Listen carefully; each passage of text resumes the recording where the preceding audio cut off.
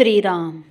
साधक हो, सध्या आपण सद्गुरू श्री ब्रह्मचैतन्य गोंदवलेकर महाराज यांचे शिष्योत्तम परमपूज्य श्री केशवराव बेलसरे तथा बाबा बेलसरे यांच्या दृढ निश्चयात्मक साधन व संपूर्ण समर्पण या पैलूंनी ओतप्रोत आनंद साधना या आत्मचरित्रात्मक साधन वृत्तांताचे वाचन करणार आहोत. तसेच रविवारी श्री महाराजांच्या काही भक्तांचे अनुभव ऐकणार आहोत. परमपूज्य बाबा सांगतात, माझा पिंड अध्यात्मवादी असल्याने काही श्रद्धा बरोबर घेऊन मी जन्मास आलो. माणूस म्हणजे शरीर, मन आणि आत्मा होय. ईश्वर आहे व तो आनंद स्वरूप आहे. जीवाला पुन्हा जन्म येतो. आपल्या जीवनात प्रारब्ध म्हणून काहीतरी असते. या गोष्टी मला कोणी शिकवल्या नाहीत, परंतु जगाला व्यापून असणारे एक विश्वमन आहे. आत्मज्ञान सर्व ज्ञानाचा राजा आहे. अविद्येमध्ये सगळ्या दुःखाचा उगम आढळतो. ज्ञानाने जीव स्वतंत्र होतो. नामाने विकार ताब्यात येऊन स्वानंद साधतो. या श्रद्धा मी या जन्मात कमावल्या आहेत. तत्त्वज्ञानाच्या अभ्यासाला आरंभ केल्यावर माझी सर्व श्रद्धास्थाने थोडी बहुत डळमळली. त्यांना स्थिर करून सतेज करण्यास मला बुद्धीचे पुष्कळ श्रम करावे लागले. वयात येताना माझे शरीर व मन निसर्गनियमाने वाढत गेले. शरीराची वाढ एका मर्यादेपर्यंत जाऊन विराम पावली, पण मनाची व बुद्धीची स्वाभाविक वाढ झाल्यानंतर आणखी हवी तशी व हवी तितकी वाढ करण्याची संधी मला मिळाली. त्या संधीचा भरपूर फायदा मी घेतला. त्यामुळे माझ्या विचारांची उत्तम वाढ होऊन विद्यानंद भोगण्याचे भाग्य मला लाभले. व्यवहारात ज्याप्रमाणे आपण देहाने प्रवास करतो, त्याचप्रमाणे विद्यार्जनामध्ये आपण बुद्धीने प्रवास करतो. ज्ञानाचा हव्यास, श्री सद्गुरूंचा सहवास, उत्तम ग्रंथाचा अभ्यास आणि साधनांची कास धरून माझ्या बुद्धीने ज्ञानाच्या अनेक शाखातून मनसोक्त प्रवास केला.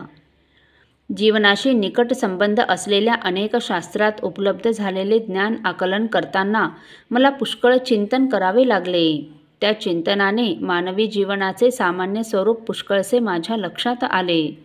मग मात्र माझी मते निश्चित झाली आणि वयाच्या 45 वर्षानंतर माझ्यापुरते माझे स्वतःचे तत्त्वज्ञान तयार झाले.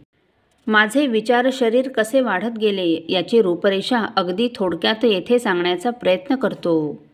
परीक्षेच्या निमित्ताने का होईना, पण भारतीय व युरोपीय तत्त्वज्ञानाचा सूक्ष्म अभ्यास सुरू झाल्यावर माझ्या मनात अनेक मूलभूत प्रश्न जिवंतपणे उभे राहिले. नावाजलेल्या प्राध्यापकांना त्यापैकी काही प्रश्न जेव्हा मी विचारले, तेव्हा त्यांनी नव्या व जुन्या तत्त्वचिंतकाच्या प्रसिद्ध ग्रंथाकडून बोट दाखवले. अशा काही इतर ग्रंथांमध्ये माझ्या प्रश्नांची उत्तरे मला सापडली, परंतु ती उत्तरे नुसती निरनिराळीच नव्हती, तर काही बाबतीत अगदी परस्पर विरोधी देखील होती.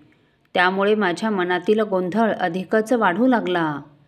काही दिवस तो गोंधळ मी सहन केला. नंतर तो तसाच राहू देऊन अभ्यास करणे मला अशक्य झाले. या अडचणीतून बाहेर पडण्यास मी बुद्धीस शरण गेलो. विचार करणे हा तर बुद्धीचा प्राण आहे. शिवाय विचार हेच ज्ञानार्जनाचे साधन असल्याने आत्मज्ञान असो किंवा पदार्थ विज्ञान असो, माणसाला अखेर बुद्धीलाच शरण जावे लागते. ज्ञानासाठी ज्या बुद्धीला शरण जायचे ती बुद्धी माझी बुद्धी नव्हे. माझी बुद्धी पूर्वसंस्कारांनी आवरण असलेली, स्वार्थाने आकुंचित बनलेली आणि वासनांनी मलिन झालेली असते. याच्या उलट शुद्ध बुद्धी स्वतंत्र, स्वच्छ, निस्वार्थी, व्यापक आणि व्यक्तिनिरपेक्ष असते. प्रत्येक माणसाच्या अंतःकरणात शुद्ध बुद्धी बीजरूपाने असतेच. म्हणून माझ्या बुद्धीला पटत नाही असे म्हणणे आणि बुद्धीला पटत नाही असे म्हणणे यात फार फरक असतो. पहिली स्वार्थाने वेढलेली देहबुद्धी, तर दुसरी स्वच्छ विचारांचा उगम असलेली शुद्ध बुद्धी असते.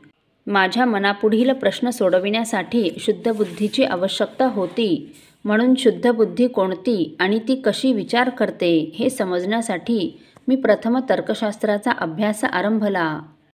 अनेक पुस्तकांपैकी स्टेबिंगचे नवीन तर्कशास्त्र, रसेलचे सायंटिफिक मेथड व व्हाईटहेडचे science and the modern world हे 3 ग्रंथ मला विशेष आवडले, म्हणून मी ते अगदी मनापासून अभ्यासले. या 3 ग्रंथांनी विचार कसा करावा हे मला शिकवले. सत्यशोधन व सत्यदर्शन यासाठी विचार कसा करावा हे सुद्धा एक मोठे सूक्ष्मशास्त्र आहे, याची खरी जाणीव त्यानंतर मला झाली. असा विचार अमक्या तमक्या बुद्धीवर अवलंबून नसतो. सर्व काली सर्व ठिकाणी तो विचार सर्व माणसांच्या सरळ बुद्धीला पटतो. तो स्वतः सिद्ध असल्याने त्याच्या अंगी मोठे सामर्थ्य असते.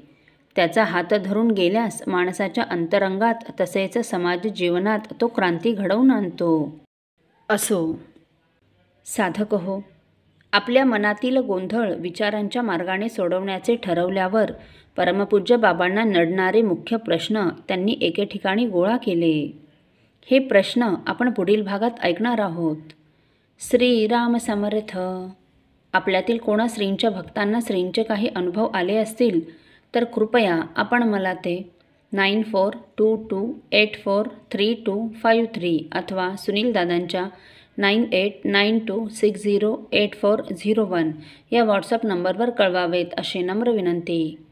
श्रीराम समर्थ.